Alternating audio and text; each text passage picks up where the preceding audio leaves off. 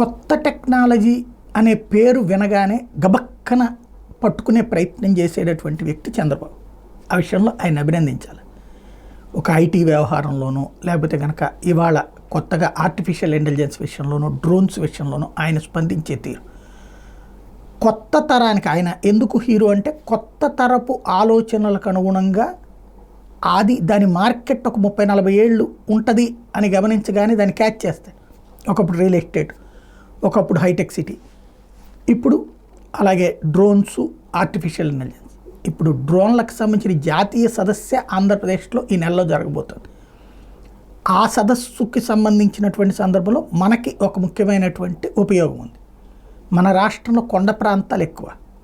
ఆ కొండ ప్రాంతాలకి డ్రోన్ సేవల్ని తీసుకెళ్లే విధంగా ప్రైవేట్ సంస్థలు ప్రోత్సహించే అవకాశం ఉంటుంది. అట్లాగే లంక గ్రామాలు ఎక్కువ. లంక గ్రామాలకి సదుపాయం అందేలాగా డ్రోన్లను ప్రోత్సహించడం అనేది మరొక కాన్సెప్ట్. అలాగే పర్యాటక ప్రదేశాలు ఎక్కువ. ఆ పర్యాటక ప్రదేశాల్లో కనుక ఇప్పుడు ఫోటోగ్రాఫర్లు ఉంటుంటారు, ఫోటోలు తీసి పెడుతుంటారు, అక్కడ మనకి కాపీలు ఇస్తుంటారు. అట్లాగే డ్రోన్లకు సంబంధించిన వాళ్ళని కనుక అక్కడ అలౌ చేస్తే డ్రోన్ తీస్తూ చక్కగా మనకు ఆ వెంటనే వీడియో ఇస్తే మనకి ఎంత సరదాగా ఉంటుంది. ఇట్లాంటిది టూరిజంలో కూడా ఎంకరేజ్ చేయొచ్చు. ఓవరాల్గా చంద్రబాబు గారు అయితే ఆరంభించారు, ఆయన నెక్స్ట్ స్టెప్ అడుగు పెట్టగలిగితే బాగుంటుంది.